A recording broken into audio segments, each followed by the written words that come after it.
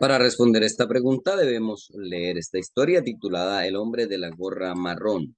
La primera de tres partes se lee pausando el video ahora. La segunda parte de la historia, pausen el video ya. Y la parte final de la historia, pausando el video ya. Y la pregunta aparece ya. El texto anterior es una narración de tipo. Cuando en el enunciado nos dicen que el texto anterior es una narración, inmediatamente nos situamos entonces en los textos narrativos. Y los textos narrativos pertenecen a la literatura porque eh, se generan desde la imaginación del lector. Texto literario narrativo, una narración producto de la imaginación del lector. Y las cuatro opciones son efectivamente tipos de texto narrativo, ¿sí? Un mito, una leyenda, una fábula, un cuento, además de la novela. En este caso, para poder encontrar la respuesta correcta, pues podemos ir hasta la estructura del texto anterior o podemos empezar descartando. Por ejemplo, en la opción A, nos hablan del mito y los mitos efectivamente son narraciones sobre el origen de diferentes cosas.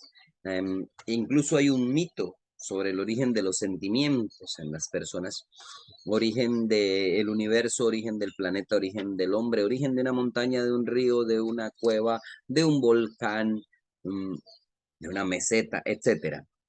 Como en este texto no se narra el origen de la palabra, bueno, la expresión vaya, vaya, pues inmediatamente lo podríamos descartar. Vamos a ponerle una X a él. Tampoco es una leyenda, como dice la opción B. Y dice aquí que en la leyenda, a través de esas acciones, el hombre inspiró toda una tradición. Ok, las leyendas muchas veces aluden a algunos relatos propios de la tradición oral, de las costumbres de los pueblos. En alguna población existió la leyenda de la Llorona y se replicó en muchas poblaciones. Una mujer que pasa asustando, etcétera. A veces las leyendas son de personajes aparentemente comunes y corrientes con algún valor excepcional. Por ejemplo, la valentía de aquel hombre que derrotó al diablo en un relato del llano, o el que derrotó al diablo en la costa tocando acordeón por ahí por los lados del Valle y la Guajira. Eh, Esos son efectivamente leyendas. En este caso, pues obviamente este hombre no es un hombre legendario, el hombre de la gorra marrón, así que no cumple con el esquema de leyenda. Y fábula, es cierto que las fábulas dejan enseñanza, pero no es el único texto que deja enseñanza. No corresponde con la estructura de una fábula, porque en la fábula, la mayoría de las veces, los personajes deben ser animales que adoptan algunas conductas y comportamientos propios de los seres humanos, y en este caso es literalmente un hombre con una gorra marrón.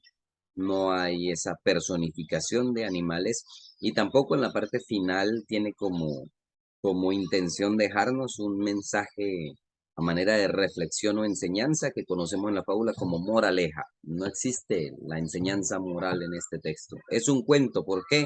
Porque cuenta precisamente con un inicio, un nudo y un desenlace, que es como se va narrando esta historia. Si ustedes van al inicio, ahí nos sitúan en un tiempo, un espacio y nos dan un protagonista, un hombre con una gorra marrón. No sabemos nada más de él, ni su apariencia física, ni los demás formas de vestirse, solo tenía una gorra marrón.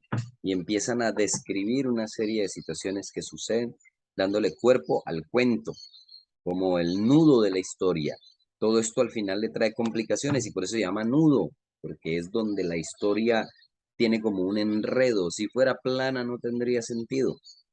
Hasta que al final viene el desenlace y es, lo atrapó la policía y lo tuvieron que dejar libre porque lo que él hacía no era delito. Y el hombre respondió, vaya, vaya. Fin de la historia.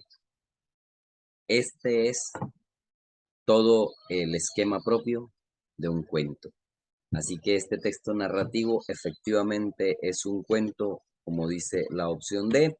Si marcaste la D, marcaste la respuesta correcta.